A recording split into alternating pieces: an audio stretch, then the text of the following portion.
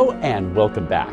I'm Joseph Hoffman, and in this lesson, we're going to learn about a very powerful musical tool that allows you to manipulate chords in all kinds of ways.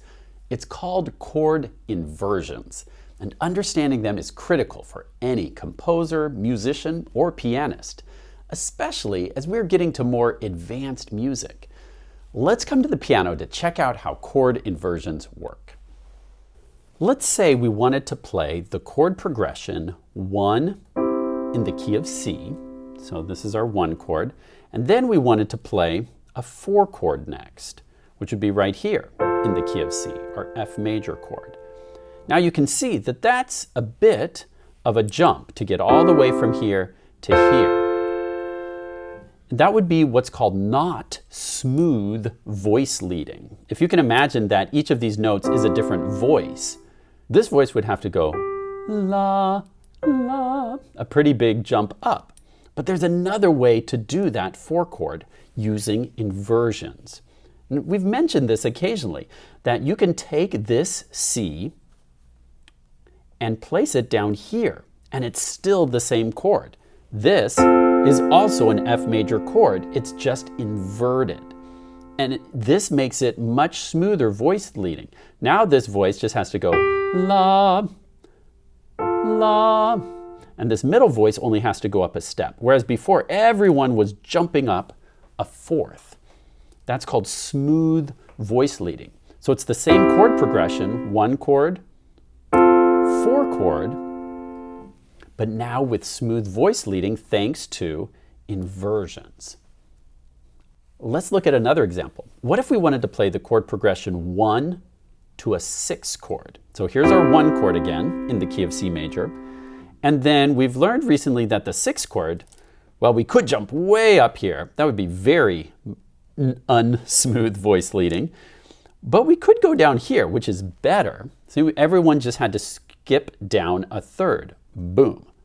But there's an even better way to do it using inversions. Instead of skipping down a 3rd, what if we inverted the chord this way, taking the bottom note, A, which is the root of the chord, flipping it up an octave to here. This also is a 6 chord.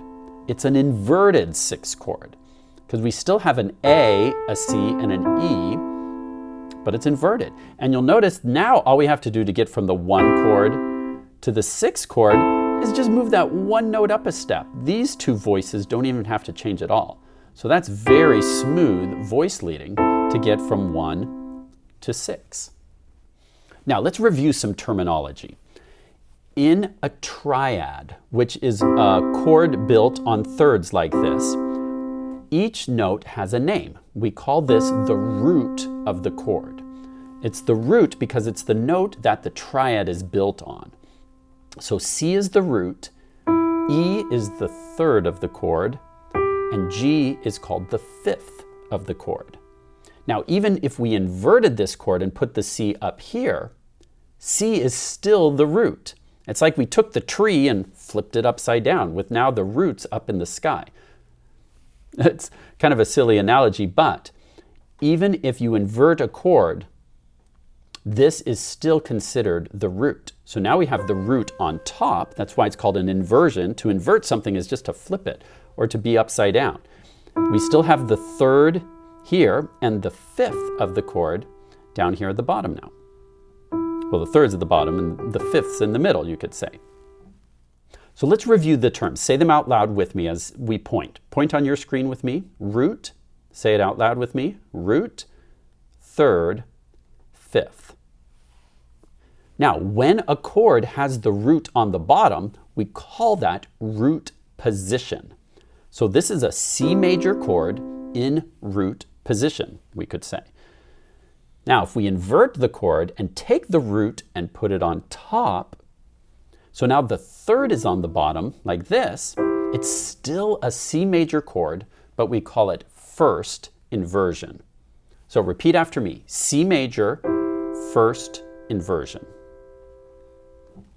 Good. Remember we had root position, C major. Now C major, 1st inversion. Now we can also take the 3rd of the chord and place it on top. So now we have the 5th on the bottom, the root in the middle, and the third on top. It's still a C, E, G. It's still a C major chord, but now we call this second inversion. So repeat after me, C major, second inversion. Good. Now, what would happen if we invert the chord one more time? What if we took the fifth, which is this G, and placed it up here? You should recognize this. We're back to root position. So repeat after me, C major, root position. See how we did that? Now let's invert it back down. We're going to take the G, put it on the bottom. Now we're in C major, second inversion. We can take the third, put it on the bottom. Now we're back in first inversion, C major still, and then back C down to C. We're back to root position. Every single one of those chords we just saw, they were all C major chords, just using different inversions. Now let's try to play them. It's very important as you're practicing these inversions that you follow the fingering correctly. Trust me that these fingerings have been established for hundreds of years with keyboard players as the ideal fingering. For a root position chord, we're generally going to use fingers 1, 3, 5. So go ahead and play a C major root position chord with your 1, 3, 5. Now, we're going to invert this chord. Now, obviously you can't take your thumb and put it up there. So what we're going to do is imagine in your mind that this C has moved up to here, but all you're going to do is shift your hand over. So your finger 1 is now going to play the third of the chord, your finger 2 is going to play the fifth of the chord, and your finger 5 will play the root, like this. So again, you're playing E, G, C with fingers 1, 2, 5. Try that. That's C major, first inversion. Now let's come back to root position, 1, 3, 5. Now kind of keep track of where this E and G are. That's going to become the new bottom two notes of the chord with fingers 1 and 2, and the C goes on top. Now I'd like you to press pause and just get comfortable going back and forth between root position and first inversion. Remember, first inversion you should use 1, 2, 5. Don't use a 3. That creates an unnecessary stretch there. It's much more comfortable for these two fingers to spread a little bit. That's why we use a 1, 2, 5. Practice going back and forth between root and first inversion on your own, then press play to go on.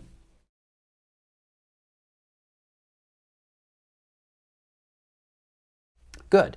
Now let's practice going from first inversion to second inversion. For second inversion, the fingering is 1, 3, 5. Again, trust me and use these fingerings exactly as I teach them to you. You will be grateful down the road. Okay, 1, 2, 5 for first inversion. And now keep track of where this G and C are because they become the new bottom two notes with your fingers 1 and 3. And we put that E on top with finger 5. Okay, so you've got that fourth here. Practice going between first inversion and second inversion. Remember, in both first inversion and second inversion, there's this fourth here. That's how you know you're in an inversion, by the way. If you're in root position, it will be only thirds. But when you invert a chord, it creates this fourth here. Okay? Both in first inversion and in second inversion. Fingering again is 1, 2, 5 to 1, 3, 5. Press pause to practice going between those two positions on your own, then press play to go on.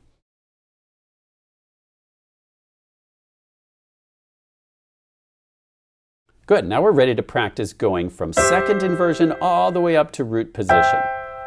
So let's practice now going from second inversion with a G on the bottom, C, the root in the middle, third on top, back to root position, back and forth.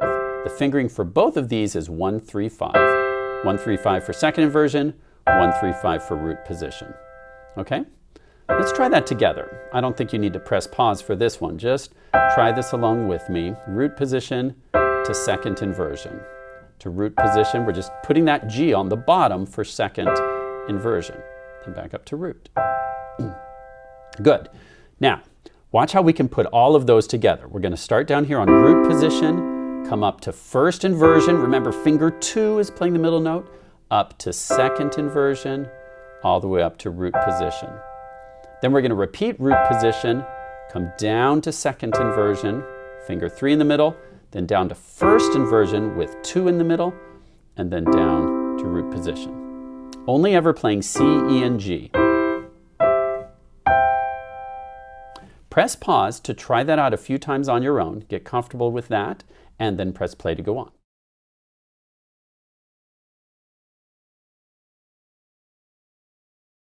Good, now let's try the same thing with the left hand. Go ahead and find root position with the left hand. Then when you come up to first inversion, because the left hand is built opposite, as we've noticed many times, from the right hand, your fingering is actually going to be a little different. Remember, the right hand we used a finger 2 for the middle note of first inversion. In the left hand, you're going to use finger 3 as your middle finger for the first inversion chord. So for left hand first inversion, it's 5, 3, 1. Let's watch that again. 5, 3, 1 for root position, 5, 3, 1 for first inversion. Will you press pause and just practice going between those 2 inversions on your own until you feel really comfortable. So your finger 1's coming all the way up, putting C on top. Press pause to try that, then press play to go on.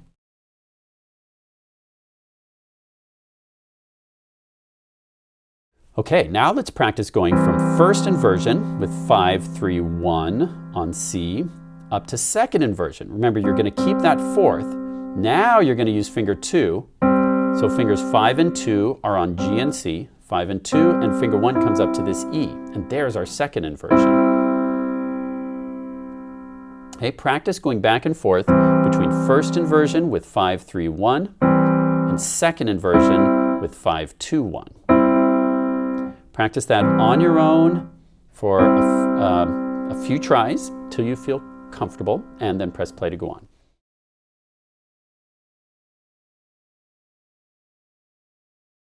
Good, and then last of all, of course, we're ready to go from the second inversion chord back up to root position. So try this with me, 5, 2, 1 on G, C, E, and then we come up to root position, C, E, G.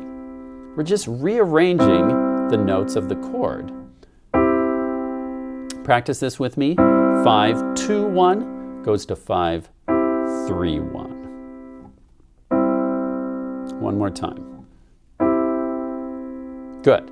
Then we can put all of them together. Root position, first inversion, second inversion, root position. Then let's play root position again and come back down. 5, 2, 1. 5, 3, 1, 5, 3, 1. Press pause and work on that on your own. Going from root position, first inversion, second inversion, root position, repeat root position, and then come back down. Try that on your own, then press play to go on.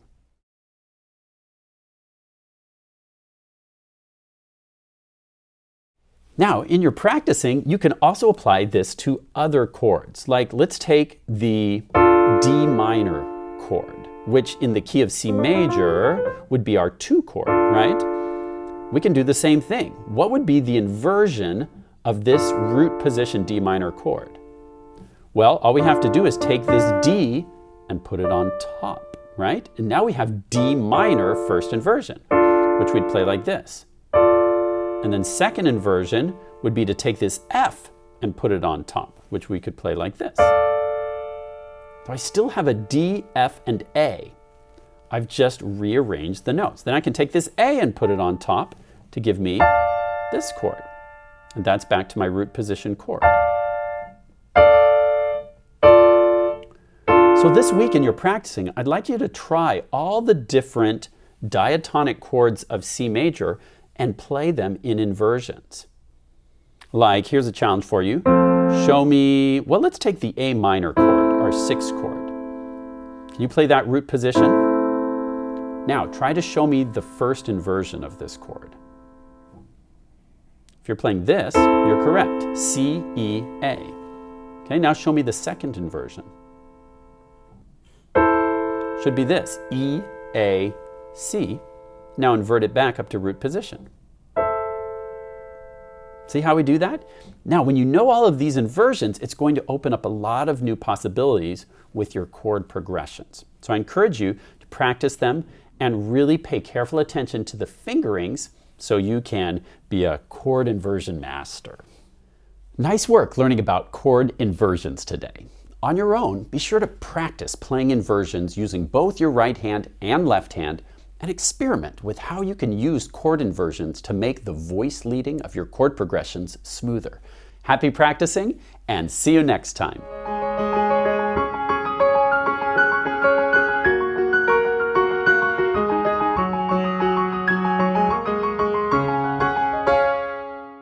Now breathe. Good Ujjayi breath. What on earth are you all doing? What? Mr. Hoffman said to practice our inversions. Sheesh. Namaste to you too. Now, come back to your breath, everyone. Good.